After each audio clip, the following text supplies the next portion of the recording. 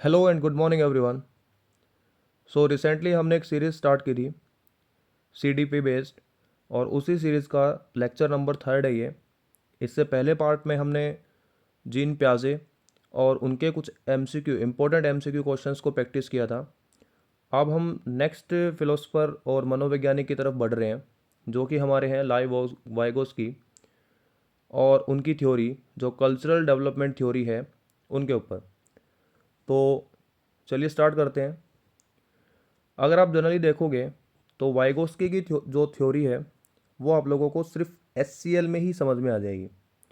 अब आप कहोगे कि सर ये एस क्या है, तो S stand for social, C stand for culture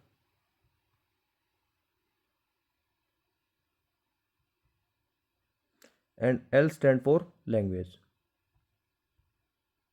gene पियाजे की थ्योरी में आपने कॉग्निटिव डेवलपमेंट के बारे में समझ लिया था, और उसी को आगे चलते हुए वाइगोस्की ने बताया कि कॉग्निटिव डेवलपमेंट में आपके सोशल, आपके कल्चर और आपके लैंग्वेज का एक इम्पोर्टेंट रोल हमें देखने को मिलता है।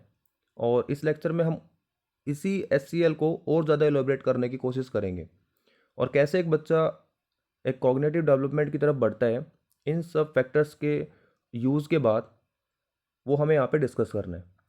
उससे पहले एक ब्रीफ इंट्रोडक्शन देखते हैं वाइगोस्की का, क्या है, कैसे हैं, कहाँ से हैं। तो फर्स्ट ऑफ ऑल अगर आप वाइगोस्की, लव वाइगोस्की को देखोगे तो ये सोवियत साइकोलॉजिस्ट थे। अगर आपको डेट देखना है तो ये 1896 और 1934 के बीच में रहे हैं। 17 नवंबर 1896 और 1934 11 जून। टोटल जो टाइम रहा है इनका वो 37 ईयर का रहा है। हालांकि ये एग्ज़ाम रिलेवेंट नहीं है, एग्ज़ाम में यहाँ से क्वेश्चन नहीं आते हैं। जो क्वेश्चन आते हैं वो मैं आपको बता देता हूँ कि क्वेश्चन क्या रहेंगे। तो यहाँ पे आपको एक वर्ड दिख रहा होगा सोशल इंटरेक्शन, और दूसरा दिख रहा होगा टूल या कल्चरल टूल।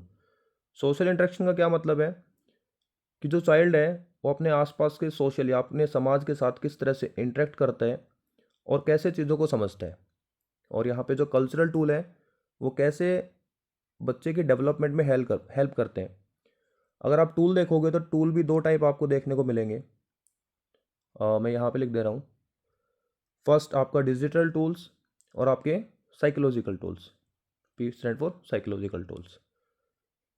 डिजिटल टूल्स जो भी बच्चे को इन्फॉर्म कर रहे हैं, लाइक गूगल हो गया या कोई इंटरनेट सर्विसेज होगी, ये सारे डिजिटल टूल्स में कंसिडर किए जा सकते हैं। साइकोलॉजिकल में टीचर हो सकते हैं, मेंटर्स हो सकते हैं, या सीनियर्स हो सकते हैं, पेरेंट्स हो सकते हैं, या सोशल कोई भी इंडिविजुअल हो सकता है जो बच्चे की डेवलपमेंट में हेल्प कर रहे हैं। ठीक है, आई होप यहाँ तक आपको समझ में आ गया होगा। आपको यहाँ तक देखना था सोशल इंटरेक्शन, कल्चरल टूल, और ये कहाँ से थे और क्या इनका डेट ऑफ बर्थ थी। नेक्स्ट देखते हैं क्या है इम्पोर्टेंट। अब foundation of cultural development theory में क्या है, जैसे मैंने आपको बताया social and cultural context, mental function are mediated by tools. Tools मैंने आपको बताया जैसे लैंग्वेज है, राइटिंग है, साइकोलॉजिकल है, या आपका डिजिटल है। उसके बाद emphasize placed on the collaborative nature. अब ये कोलैबोरेटिव क्या है? कोलैबोरेटिव का मतलब है कि बच्चा जिस इन्वायरमेंट में रह रहा है उसका जो पीयर एरिया है वो कैसे साथ मिलके काम कर रहे हैं। जैसे आपने क्लास में देखा होगा कि बच्चे एक दूसरे को समझते हैं, एक दूसरे से बातें करते हैं और अपने आप को डेवलप करने में हेल्प करते हैं।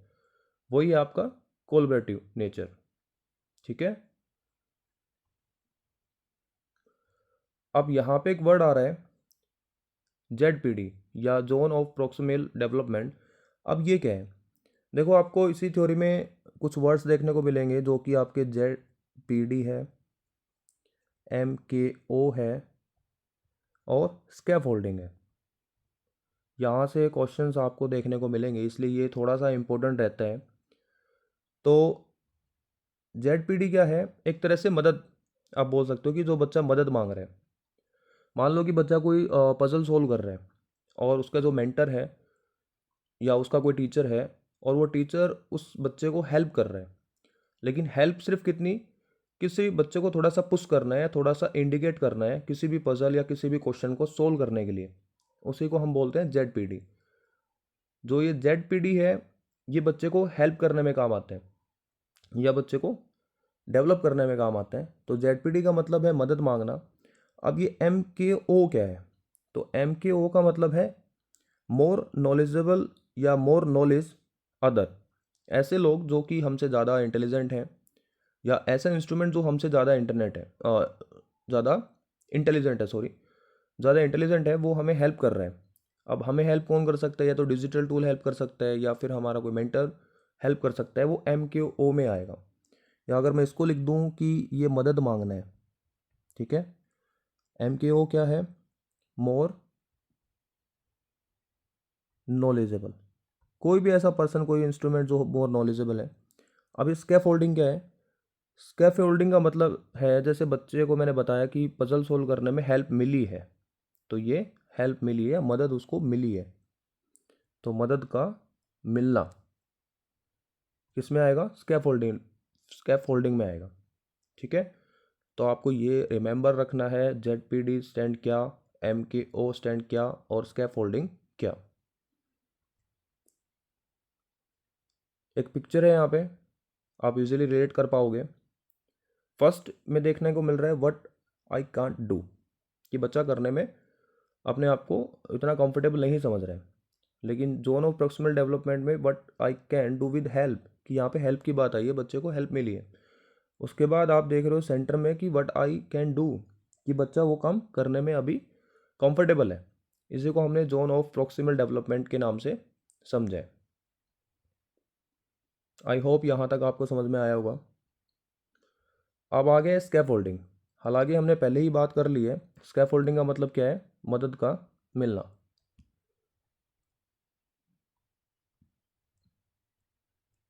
मदद कैसे मिलेगी? मेंटर से, टीचर से, पीयर हेल्प भी हो सकती है, peer in the sense group help भी हो सकती है।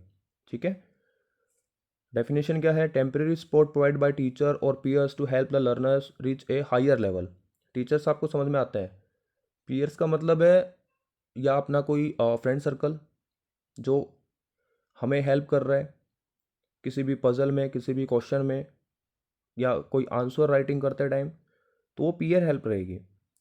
ठीक है, dynamic and removed as a mystery is achieved. Example leading questions, visual aids, step by step instruction. देखो यहाँ पे लिखा हुआ है विजुअल एड्स, तो मैंने बताया कि इंटरनेट से भी अगर हमें कोई हेल्प मिलती है वो स्कैफ होल्डिंग में ही काउंट किया जाएगा।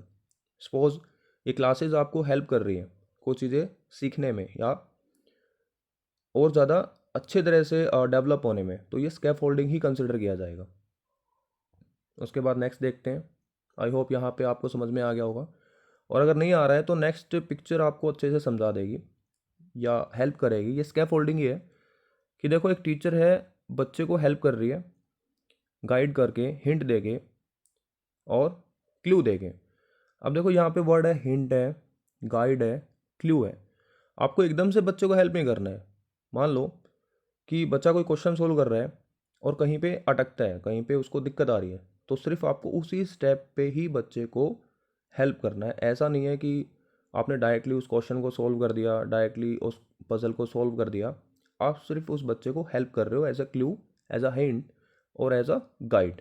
तो ये किस में कंसिडर किया जाएगा? स्कैफोल्डिंग में। उसके बाद जैसे ही हमने इस क्लास को स्टार्ट किया था तो मैंने वहाँ पे आपको एक SCL बताया था, आई होप आपको याद है। तो L मतलब लैंग्वेज था। लैंग्वेज की भी टाइप हम बात करेंगे, कौन कौन सी लैंग्वेज टाइप्स हैं। तो लैंग्वेज क्या है? लैंग्वेज एक प्राइमरी टूल है कम्युनिकेशन का, इंटरेक्शन करने का। तो बच्चा लैंग्वेज के थ्रू ही अपने आसपास, अपने सोशल, अपने पीयर ग्रुप से ही इंटरेक्शन करेगा, तो वो लैंग्वेज कंसिडर किया जाएगा। अब यहाँ पे private speech helps children internalise task. अब ये प्राइवेट स्पीच क्या है? तो प्राइवेट स्पीच समझने से पहले हम टाइप्स ऑफ लैंग्वेजेस की बात करेंगे कि कौन कौन से टाइप ऑफ लैंग्वेजेस हैं, जो कि नेक्स्ट है। अब यहाँ पे हमने बात की थी कि लैंग्वेज के टाइप हैं। तो फर्स्ट है सोशल स्पीच, या लैंग्वेज या स्पीच के दो टाइप हैं। सोशल स्पीच को एक्सटर्नल स्पीच भी बोल सकते हो। काम क्या आता है? Use for communication with other, किसी अनदर इंडिविजुअल से बात करने में, अपने सोशल इंटरेक्शन करने में जो काम आ रही है, जो स्पीच काम आ रही है, वो आपके एक्सटर्नल स्पीच है, सोशल स्पीच में काम आएगी, या सोशल स्पीच उसको हम बोल सकते हैं। काम क्या करेगी? एग्जाम्पल है यहाँ पे, a child asking for toy और एक्सप्रेसिंग नीड्स, तो ये क्या है अपना एक्सटर्नल स्पीच। नेक्स्ट है प्राइवेट स्पीच। एक स्टेप और, डायरेक्टेड टुवर्ड्स ऑन सेल्फ, हम खुद से ही उसको इंटरेक्ट करेंगे। Act bridges between social speech and internal thought. Social speech और इंटरनल थॉट के बीच में एक ब्रिज की तरह जो काम करेगी वो आपका प्राइवेट स्पीच है। Example, a child saying first I will put this block here while building. जैसे वो बोल रहा है, यानी बच्चा कोई गेम खेल रहा है और उस गेम को खेलते टाइम बोल भी रहा है, खुद से बोल रहा है कि पहले मैं ये करूँगा, उसके बाद मैं ये करूँगा, उसके बाद मैं ये करूँगा।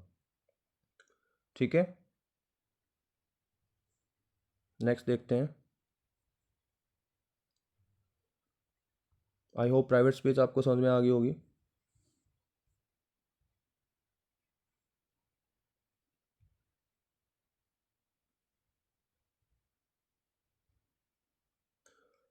थर्ड है हमारी इनर स्पीच या साइलेंट थॉट। थोड़ा सा मैच्योर स्टेप है ये। उसमें क्या है कि खुद से बच्चा चीज़ों को समझता है, सीखता है और बातें करता है। हाँ, इसमें इंटरेक्शन नहीं हो रहा है, किसी इंडिविजुअल के साथ इंटरेक्शन नहीं हो रहा है। वो खुद से ही आपस में ही, मतलब अपने आप से ही बात कर रहा है और चीज़ों को और अच्छे से समझने की कोशिश कर रहा है। जैसे कि मैंने आपको बताया कि ये लास्ट मॉडरेट स्टेज है, एडवांस स्टेज है। तो intellect version private speech, sport internal thought process and complex task. मैंने बताया ना कि कॉम्प्लेक्स स्टेज की बात हो रही है। Use for self regulation and planning, खुद से कोई प्लान करना, जैसे हम भी प्लान करते हैं कि ये नेक्स्ट एग्ज़ाम आएगा और इस एग्ज़ाम में हमें इस तरह से डील करना है इस सब्जेक्ट को, ऐसे मेरे को ये क्वेश्चन सोल्व करने हैं, यहाँ से कंटेंट पढ़ना है, यहाँ से मेरे को प्रैक्टिस करनी है। तो वो सारा आपका इनर स्पीच या साइलेंट थॉट का ही पार्ट है। तो सोशल इंटरेक्शन क्या है? Vygotsky emphasize learning through social, इन्होंने एम्फसाइज किया था सोशल इंटरेक्शन पे। देखो, जीन पियाजे और वाइगोस्की में अगर आपको ज़्यादा डिफरेंस देखने को मिलेगा तो सिर्फ वो सोशल इंटरेक्शन का ही रहेगा और लैंग्वेज का रहेगा। जीन पियाजेस की कॉग्निटिव डेवलपमेंट थ्योरी में आपने लैंग्वेज का इतना ज़्यादा रोल नहीं देखा हुआ या सोशल इंटरेक्शन का उतना ज़्यादा रोल नहीं देखा हुआ जितना आप लोग वाइगोस्की के डेवलपमेंट थ्योरी में देखते हो। तो कोलब्रेशन मैंने बताया आप लोगों को, रोल ऑफ मेंटर मैंने बताया कि हेल्प करते हैं, स्कैफोल्डिंग करते हैं। Learning as a social construct process, उन्होंने माना कि जो लर्निंग है वो सोशल कंस्ट्रक्टेड प्रोसेस है। मान लो एग्जाम में क्वेश्चन आ जाए और यहाँ से डायरेक्टली क्वेश्चन आपसे पुट करते हैं, तो यू शुड बी आंसर कि लर्निंग क्या है। तो अगर ऐसा क्वेश्चन आ जाए कि according to Vygotsky learning as a what, तो ऑप्शंस में मिलेगा तो आपको आंसर करना है कि social constructed process according to Vygotsky. Help क्या करेगा एजुकेशन में? फोकस ऑन कोलबेटी लर्निंग, साथ मिलके पढ़ना, tailor teaching to the learner, GPD, ZPD sorry, zone of proximal development हमने बात की, स्कैफोल्डिंग टेक्निक्स की बात की है, increase active use of language and dialogue, language का रोल हम लोगों ने देख लिया है। ठीक है, अब क्रिटिसिज्म की बात कर लेते हैं। हर एक थ्योरी में कुछ ना कुछ क्रिटिसिज्म आपको देखने को मिलता है। तो वाइगोस्की का क्रिटिसिज्म या वाइगोस्की की डेवलपमेंट थ्योरी में क्रिटिसिज्म क्या था कि बाकी फिलोसफर्स का मानना था कि बायोलॉजिकल फैक्टर्स इन डेवलपमेंट की फोकस कम किया गया है। ठीक है, और लिमिटेड फोकस है बायोलॉजिकल फैक्टर्स का। बायोलॉजिकल जैसे जन्म के आधार पे या वंश के हिसाब पे या रेस के हिसाब से। उसके बाद थ्योरीज है less structure and harder to test empirically, structure कम है, हार्डर है। उसके बाद heavy reliance on social and culture, की वाइगोस्की ने सोशल एंड कल्चरल एक्सपेक्ट को ज़्यादा एम्फेसाइज किया है, इसके अलावा जो भी पार्ट्स हैं उनको कम एम्फेसाइज किया है, ऐसा बाकी मनोवैज्ञानिकों का मानना था। Last but not least, conclusion, Vygotsky cultural development theory highlights the role of social interaction, culture, and language in learning. It provides valuable insights into collaborative learning and the importance of tailored teaching methods. फिर से मैं बता रहा हूँ, important क्या है? Social interaction, cultural tool and language. तो हो गया ना हमारा यहाँ पे SCL। आई होप ये क्लास आप लोगों के लिए हेल्पफुल रहेगी। वाइगोस्की की कॉग्निटिव डेवलपमेंट थ्योरी को समझने के लिए।